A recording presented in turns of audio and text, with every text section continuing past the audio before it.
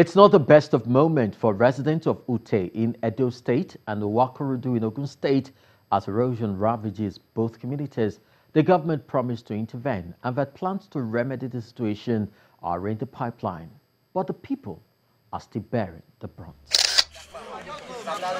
And finally, residents of Teboga Ute Road in the outskirts of Benin City, the Edo State capital, are raising alarm over the rate of devastation by gully erosion, which they fear may soon wipe their community if not checked.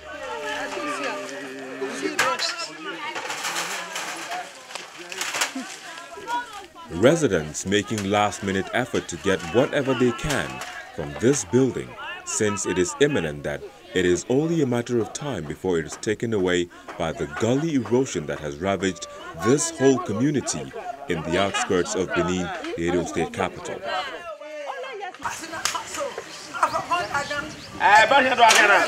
Helpless, this woman goes on her knees in a plea to the state and federal governments and anyone who could help her from the danger she foresees but can't do much to escape.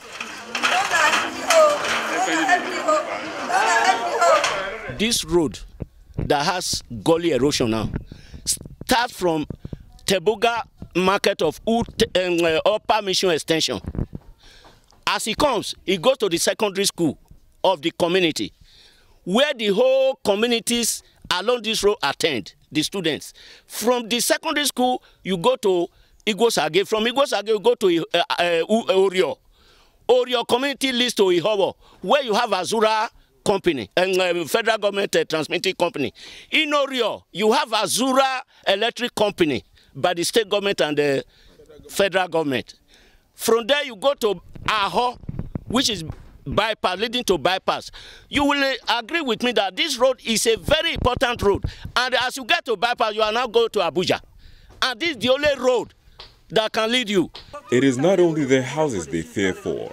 They are afraid more lives than have been claimed can still be taken by this gully, which they say is about 40 years old. So, they cry for help.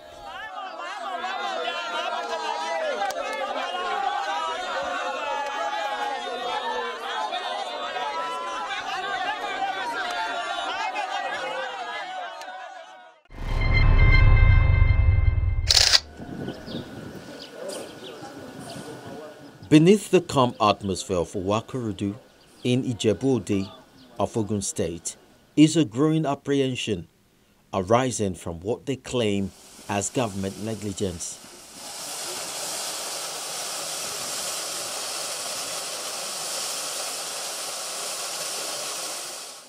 The ground they walked and built on no longer support them, as it daily gives in underneath them.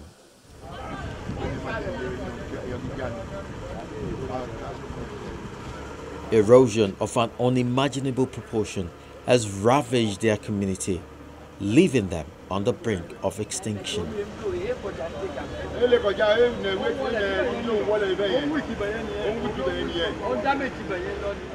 Houses are gone and more are set to be swallowed up by this monstrous and man-made occurrence.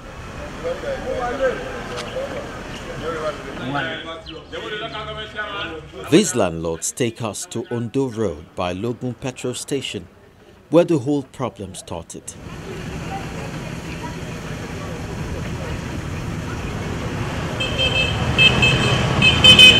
According to them, a channelization of water in the town to Owa River left halfway is the cause of this problem. The drain you are looking here is one done during the last tenure of the Daniel. It channelized the water over to this place, across this old Ondobini Road, via Logun petrol station, and stopped the construction there. After the termination of his tenure, the successive government after him did not do anything to continue the job. And I feel government work should be continuity, be he the person doing it is there or not. After the tenure of any governor, if the other one comes in, it has to follow the whatever is in progress before the last man left. But unfortunately, no continuity in governance in Ogun State. And that led to a problem at Owakorodu community. Almost every household in Owakorodu has a story to tell. Unfortunately, as sad as they are, Respite appears far away. In 2016, when we first visited the community, Pa Awodi Mure, a retired school principal, had lost his health and voice to the menace of the erosion. Unlike most other landlords who had died, he held on to life with the support of his family. When the threat by the erosion became intense, he severed part of his building just to save the rest of the structure. I was afraid that my house will collapse. So this is the end of the whole story. You see now, this is where it has ended. The buildings before this they have collapsed. Most of our landlords are dead.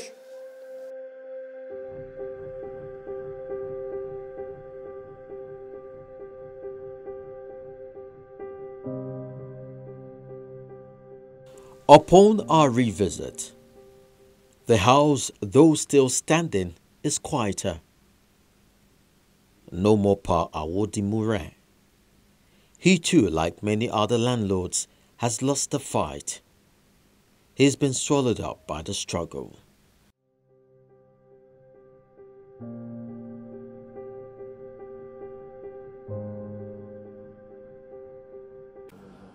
Responding, the Ogun State Commissioner for Environment says much is being done from both the federal and state level, which will soon be visible to the people. The gully propagation has gone beyond what the state government can solely handle. So we'll be approaching the Ecological Funds Office under the Secretary to the Federation to please come to our aid, and the whole area will now be restored to its original state. While parts of Ijebu-Ode have become erosion-free as a result of the channelization done, Owakurudu community bears the brunt, and unless something was done fast, it will become the case of there was once a community.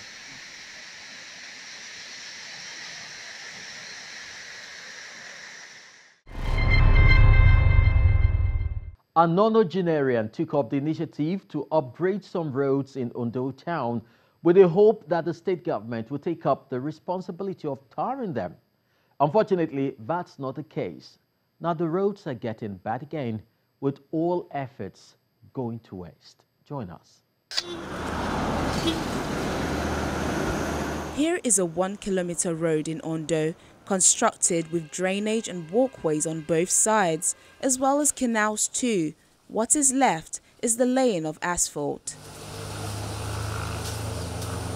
A reason this story makes the cut on Eyewitness is not for the cost, put at about 75 million naira, but solely the contribution of a 93-year-old philanthropist who says he was motivated to embark on such community development projects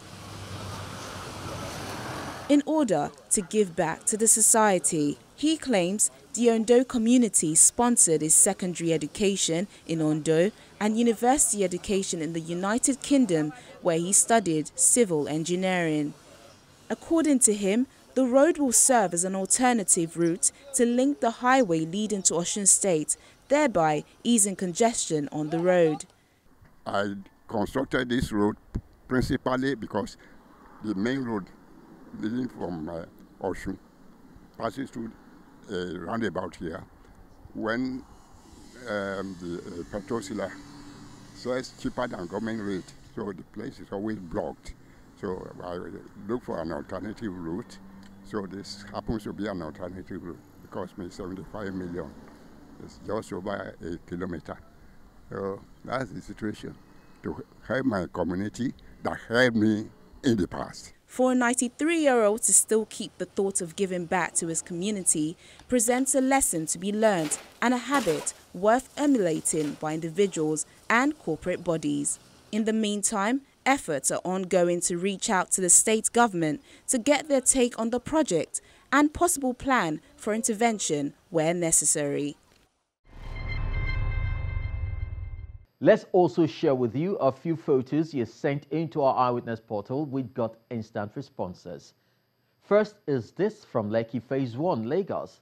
Our eyewitness complained of an illegal fence erected on a canal. Soon after it was on Eyewitness report, the Lagos state government responded by pulling it down. Similarly is this story we reported of noise pollution from a guest house in Abijo to the dismay of residents. Our eyewitness is glad that that issue has also been resolved.